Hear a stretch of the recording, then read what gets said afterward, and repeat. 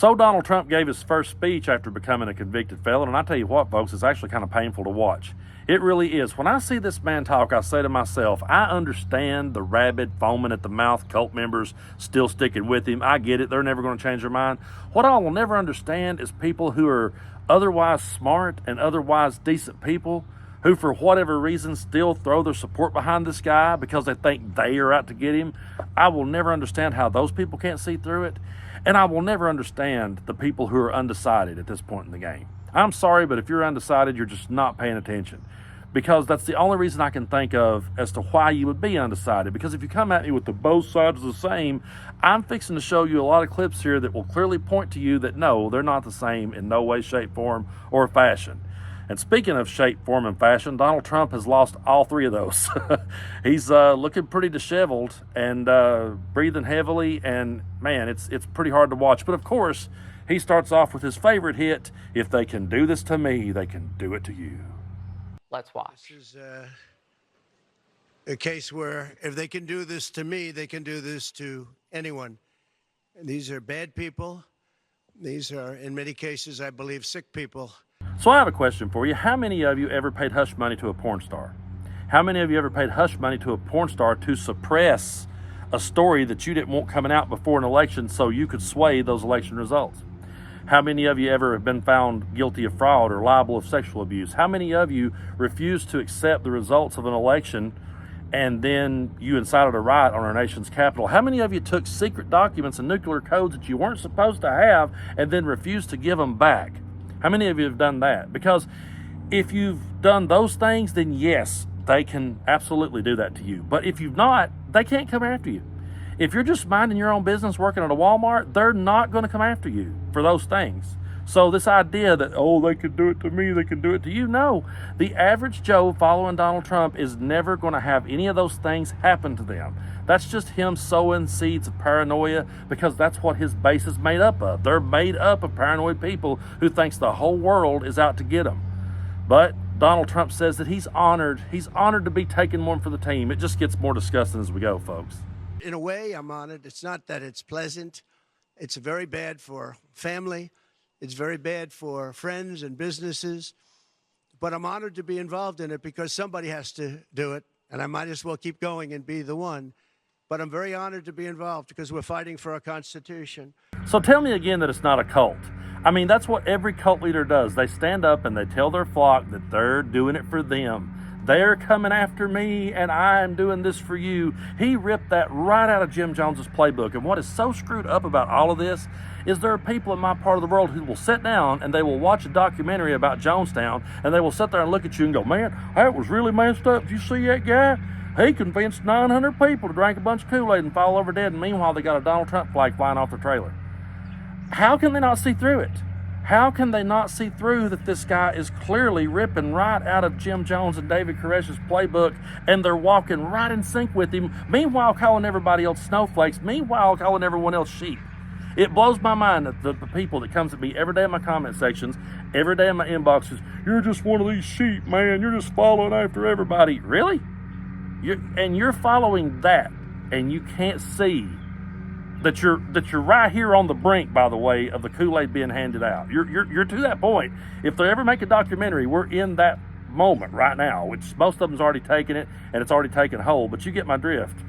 But it just continues to get worse because he's going to fight for you. Just take it away, Trump. So we're going to show them that we're going to fight. It's actually, I don't know, it's something where I'm wired in such a way that a lot of people would have gone away a long time ago. They would have gone away after impeachment hoax #1. That was a total hoax. I had great support from the Republican Party, though. Then you had impeachment hoax #2. And then they formed the committee. How about they formed the committee of thugs, the J6 committee of thugs? The only part of that I agree with is he's definitely wired different. Yeah, he's wired different. He's wired different because he's one of the only people I know who would go this far to dig himself out of a hole. He's one of the only people I know that would go this far to make a mockery out of our courts and our justice systems. He's one of the only people I know that would go this far out of his way to make a mockery out of the presidency and to make a mockery out of our country. So yeah, Yeah, Donald Trump is definitely wired differently. But I want y'all to pay attention to those headlines as they go across the bottom on Fox News while Trump's talking. They say things like payments were not legal, were not illegal. They were. Then it goes on to say how that he's fighting for the Constitution. Trump said he would terminate the Constitution if need be. But notice what Fox News does. They put Trump and then they put what he's claiming. That way later when someone points out, hey, that's not how it works, they can say, well, we didn't say that that's how it works. We just said that's the claims that Donald Trump is making. More in a little bit on how the mainstream media is really duping everyone on this one. But let's get back to Donnie here and hear him talk about how that everybody should feel sorry for him. I knew he was going to go here because that is the new Republican platform. They're the party of victims. Roll this one. He's 77 years old. Now, normally I'd say that's an old guy, but I don't feel 77. Nobody ever says that about me. I'd like them to say, gee, we have to have a little sorrow for this man, because they just don't say that about me. But maybe I'm better off that way. I think I'm probably better off that way. But they put him in jail. So yeah, the party that used to be all about pull yourself up by your bootstraps and take responsibility for your actions and take accountability for the things you've done is now the party of we're the victims of the story and everyone should feel sorry for us. That's how far the Republican Party has fallen. But I saved this clip right here for last because I want to play this one for everybody out there that says Joe Biden can't complete a sentence. I want to play this one for everybody out there that says Joe Biden is confused, because can someone listen to this next clip and tell me what it is he's trying to say, really? Bragg's people protested, and the judge knocked him out, said you can't testify. He actually said you can't testify for anything having to do with the trial. You can say what the federal elections is. Well, that doesn't help. Everybody knows that. But you can't testify. So essentially, he wasn't able to testify. Other people weren't able to testify. But with these people, they were able to use people salacious.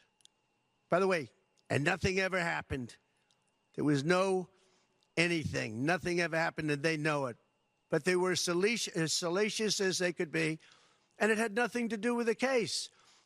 So I shared a meme on Facebook of Pee Wee Herman holding up the word guilty, and it said word of the day, and Pee Wee was making his ridiculous face. I just found it hilarious. And then a commenter said something that made a whole lot of sense and got me to thinking. She said, you know, as much as I despise Donald Trump and I'm glad to see him found guilty, I feel like this is a dark time for America. I feel like it's not the time to be gleeful. She said, because there's a jury out there now. There's jurors in this world who will never be trusted. They're going to live in fear over this angry mob that's going to want to know who they are and where they live. And she's right. This absolutely is a dark time. And it's so sad to me to see people who I thought a lot of at one point in my life still hanging in there and still throwing their support behind this guy. You know, it's sad because I used to watch documentaries of Jonestown and Waco and things like that. And I would hear, you know, people talking who lost their family members to that. And they would be like, you know, I had a brother, or I had a sister, or a cousin, or a friend who got swept up in Jonestown, and I could not get through to him. I tried to point out what a con man this guy was, but I just could never get through. You know, I used to sit and watch those documentaries and go, damn, that would really suck to be in those person's shoes. And now I feel like I'm living it.